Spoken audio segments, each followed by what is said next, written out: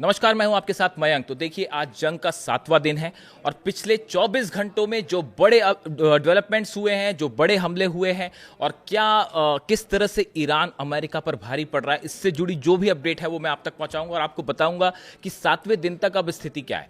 देखिए, एक बड़ी खबर, जिस तरह से आपने देखा कि श्रीलंका के करीब ईरान के एक जहाज को जो है टॉर्पीडो से तबाह किया गया, इंटरनेशनल वाटर में तबाह किया गया।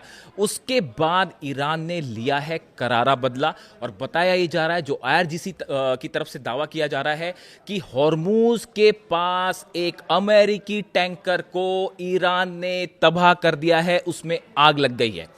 देखिए, ये खबर जब आनी शुरू हुई तो इसको लेकर संदेह था, सवाल उठ रहे थे कि क्या वाकई ऐसा है, क्या ईरान का दावा सही है। अब ये बात कंफर्म हो चुकी है, अमेरिका के एक ऑयल टैंकर को ईरान की सेना ने आग के हवाले कर दिया है और ईरान की तरफ से एक प्रकार से ये कहा गया कि ये बदला है। जिस तरह से श्रीलंका के करीब उनके जहाज को इंटरनेशनल वाटर पर हिट किया गया, उसका फौरन जवाब दिया ईरान ने और एक ऑयल टैंकर को आग लगा दी। इतना ही नहीं, देखिए जो खबरें आ रही हैं, जो तस्वीरें सामने आ रही हैं। देखिए, इसी बीच बहुत बड़ी खबर आ रही है। यूएसएस अब्राहम लिंकन पर ईरान ने मिसाइल्स और ड्रोन से अटैक किया है और तेहरान की तरफ से, ईरान की तरफ से यह दावा किया जा रहा है कि ये मिसाइल्स यूएसएस अब्राहम लिंकन पर गिरी भी है। देखिए, यूएसएस अब्राहम लिंकन वो एयरक्राफ्ट कैरियर जिसकी सबसे ज्यादा चर्चा हुई, जो अपने साथ एयरक्राफ्ट कई लेकर जो है ईरान के करीब पहुंचा था। और अब खबरें आ रही हैं कि ईरान की सीमा से 340 किलोमीटर दूर ये जब आगे बढ़ रहा था ईरान की तरफ, तब ईरान ने अपनी बैलिस्टिक मिसाइल्स और ड्रोन से इस पर हमला किया और ईरान की तरफ से बहुत बड़ा दावा किया जा रहा है कि ये मिसाइल्स और ड्रोन्स इस यूएसएस अब्राहम लिंकन पर गिरे हैं, जिससे इसे खासा नुकसान पहुंचा है। देखिए, ये बहुत बड़ा दावा किया जा रहा है। ईरान की तरफ से यह भी कहा गया है कि आनंद फानन में इस जहाज को पीछे की तरफ खींचने की कोशिश की जा रही है, दूर किया जा रहा है, लेकिन इसके ऊपर मिसाइल्स गिर चुकी हैं, ऐसा दावा ईरान की तरफ से किया जा रहा है। अगर ये है तो ये इस जंग में ईरान को सबसे बड़ा अब तक का झटका है। इससे जुड़ा जो भी खबर आएगी मैं सबसे पहले आप तक पहुंचाऊंगा। पिछले 24 घंटे के अंदर करीब 7 से 8 बेसिस पर, अमेरिकन एयर बेसिस पर नए हमले हुए हैं। मैं पुराने हमले की बात नहीं कर रहा हूं। पिछले 24 घंटे के अंदर जॉर्डन के बेस पर हमला हुआ है, बहरीन में हमले हुए हैं, कतर पे हमले हुए हैं, इसके साथ ही कुवैत और इराक में भी हमले हुए हैं अमेरिकन सेंटर्स पे। इसमें जो बड़ी तबाही हुई है वो बहरीन में हुई है और इसके साथ ही कुवैत और जॉर्डन के जो अमेरिकन एयर बेसेस हैं, बताया ही जा रहा है, एक चर्चा चल रही है, बहुत तेजी से खबरें ये फैल रही हैं। इससे जुड़ी अगर तस्वीर सामने आती है, देखिए एक तस्वीर ऑलरेडी चल रही है जिसमें दिखाया गया है कि अमेरिकन फाइटर जेट्स खड़े हुए हैं बेस पर और उसके ऊपर मिसाइल आके गिरती है और वहां जो अमेरिकी जहाज खड़े थे उनमें भी आग लग गई है। इस तरह की एक तस्वीर तेजी से वायरल हो रही है सोशल मीडिया में। जैसे ही इसका कंफर्मेशन आएगा, मैं आपके पास ये खबर लाऊंगा कि क्या वाकई ऐसा है। ईरान की सेना की तरफ से दावा किया जा रहा है कि अमेरिका के इस बेस पर जो हमला किया गया उसमें वहां बड़ी तबाही हुई है और एक बड़ा नंबर भी फिगर किया जा रहा है ईरान की तरफ से कि अमेरिका के बड़ी संख्या में सैनिक मारे जा चुके हैं। देखिए, कल जो मैंने आपको पिछले वीडियो में बताया था कि अमेरिका की जो सेंट्रल कमान है उसकी तरफ से पेंटागन को ये रिक्वेस्ट गई है आनंद फानन में एकदम कि फौरन और सैनिक भेजिए, फौरन सर्विलेंस राडार्स हमें चाहिए। अब ये देखिए, पहली बात तो ये, जब वो कह रहे हैं कि फोर्सेस भेजिए, मतलब फोर्सेस कम, सैनिक कम पड़ रहे हैं। सैनिक कब कम पड़ रहे हैं? जब आपका अब्राहम लिंकन खड़ा है, गिब्राल्टार फोर्ड खड़ा हुआ है, आपके 17 डिस्ट्रॉयर्स खड़े हुए हैं, आपकी सबमरीन्स खड़ी हुई हैं, इतने सारे F-35 फाइटर जेट्स खड़े हुए हैं, F-16 खड़े हुए हैं। इन सब के बावजूद, इतने बड़े जमावड़े के बावजूद, इजराइल की सेना अलग, उसके बाद भी अमेरिका को यह लग रहा है कि हमारे सैनिक कम पड़ गए हैं।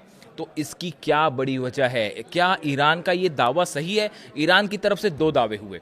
देखिए, पहली बार ईरान की तरफ से ये कहा गया कि 500 के आसपास अमेरिकी सैनिक या तो मारे गए हैं या घायल हुए। ये पहला बयान आया था आईआरजीसी की तरफ से, आपको याद होगा करीब 48 घंटे पहले ये बयान आया। उसके बाद ये बयान आता है कि 100 सैनिकों को हमने मार गिराया है और अमेरिका इसको कंफर्म नहीं कर रहा। अब चूंकि ये अभी दावे हैं, जब कंफर्म हो जाएंगे तो मैं आपको कहूंगा कि हाँ कंफर्म हो गए। लेकिन अमेरिका की जो जिस तरह से ये मांग गई पेंटागन को कि हमें डिस्ट्रेस कॉल कह लीजिए आप इसको, कि और सैनिक चाहिए और जंग तो लंबी चलने वाली है। जब अमेरिका ये कह रहा है कि जंग जो है लंबी चल सकती है, इसका मतलब जो प्लान अमेरिका ने बनाया था वो ऑलरेडी 6 दिन में फेल हो गया है। आज 7वां दिन है। आप खुद सोचिए, दुनिया की सबसे बड़ी सेना होने का दावा कर रहा है अमेरिका, इतने बड़े बड़े जनरल्स हैं और पूरा सब कुछ लगा हुआ है मंथन में, और हमले करने जा रहे हैं, और 6 दिन बाद अचानक अमेरिका को नए सैनिकों की जरूरत पड़ जाए, ये कहा जाए हमें रडार सिस्टम दे दीजिए, ये कहा जाए कि ये जंग तो लंबी चल सकती है। यानी आपकी प्लानिंग फेल हो गई। कितने दिन में आप जंग को जीतना चाह रहे थे वो प्लानिंग आपकी फेल हो गई। आप सैनिकों की मांग कर रहे हैं, तो क्या वो दावा सही है ईरान का कि हमने मार दिए 500 सैनिक? उसके अलावा ये तीसरा जो मांग है कि हमें सर्विलांस सिस्टम की और जरूरत है। भाई इतने सारे सर्विलांस आपके प्लेन्स आ चुके हैं, पूरी ताकत झोंक दी, इतने सारे सर्विलांस प्लेन आ गए, तो अब और सर्विलांस की जरूरत क्यों है? इसकी एक बड़ी वजह जो कि एकदम गेम चेंजर है इस पूरी जंग के बीच में। देखिए, कतर में जो अमेरिका का सबसे बड़ा रडार सिस्टम लगा हुआ था, इसकी कीमत जो है 1.1 अरब डॉलर थी। अल उदैद बेस के पास, अल उदैद से नॉर्थ थोड़ा सा उत्तरी दिशा में यह सबसे बड़ा रडार लगा हुआ था। इसके ऊपर एक डोम बना हुआ था। डोम मतलब एक प्रकार का गोलाकार सिस्टम था, लगा हुआ था। इसका काम यह होता है कि जो भी ईरान के ड्रोन आ रहे हैं, मिसाइल आ रहे हैं, उसको इंटरसेप्ट करना। दुनिया में सिर्फ 6 ऐसे इस लेवल के रडार सिस्टम्स लगे हुए हैं। इस रडार सिस्टम के ऊपर गिरी है ईरान की मिसाइल, और उसने इस रडार को जबरदस्त नुकसान पहुंचा दिया है, और अब वो काम करना उसने बंद कर दिया है। इसका मतलब आप समझ रहे हो? इसका मतलब ये है कि अब ईरान की जो मिसाइल्स हैं वो आ रही हैं, अमेरिका उनको लोकेट नहीं कर पा रहा है। देखिए, ये बड़ी वजह है। जिस तरह से आपने खबरें सुनी, डोनाल्ड ट्रंप ने कहा हमने उनका डिफेंस सिस्टम पूरा ख़त्म कर दिया। मार्को रूबियो कह रहे हैं कि हमने ईरान की जो है वो मिसाइल सब उनकी ख़त्म होने वाली, इस तरह के बयान आ रहे हैं। हकीकत क्या है? हकीकत ये भी है कि अगर वहाँ हमले हो रहे हैं तो यहाँ भी अमेरिका का डिफेंस सिस्टम स्वाहा हो चुका है। यही वजह है कि अमेरिका का सेंट्रल कमांड कह रहा है हमको और कम्युनिकेशन रडार्स चाहिए, वरना वो ईरान की जो मिसाइल्स हैं वो बरस रही हैं, उनको रोकना मुश्किल है। ये जो 12 देशों पे हमले हो रहे हैं एक साथ, वो हमले हो रहे हैं तो उसके पीछे की कोई वजह होगी। कैसे गिर जा रही है मिसाइल्स, आप खुद सोचिए। अमेरिका का डिफेंस सिस्टम बुरी तरह से हिला दिया ईरान ने 6 से 7 दिन के अंदर, वरना ये सब मिसाइल्स रोक ली होती। अब आप सोचिए, अगर अल उदैद बेस पर, सबसे एडवांस बेस जिसमें सबसे ज्यादा सैनिक, सबसे ज्यादा हथियार, सबसे ज्यादा फाइटर जेट सब खड़े हुए हैं, डिफेंस भी लगा हुआ है, थार्ड भी लगा हुआ है, पेट्रियट भी लगा, सब डिफेंस लगा हुआ है, इसको भेदते हुए अगर ईरान की मिसाइल इस पर गिर जाती है, देखिए कुछ लोगों ने कहा ड्रोन गिर गया, वो ड्रोन नहीं था, वो मिसाइल थी। समझिए इस बात को कि ड्रोन चीज अलग है, मिसाइल अलग है, वो मिसाइल थी। इतना सब होने के बाद मिसाइल गिर गई, इसके आप समझिए कि ईरान ने कैसे अमेरिका के इस डिफेंस सिस्टम को भेज दिया है। उसी का नतीजा है कि धड़ाधड़ मिसाइल बरस रही हैं। अब हालात ये हैं, अगर आप बात कर लें, इजराइल की बात करते हैं हम।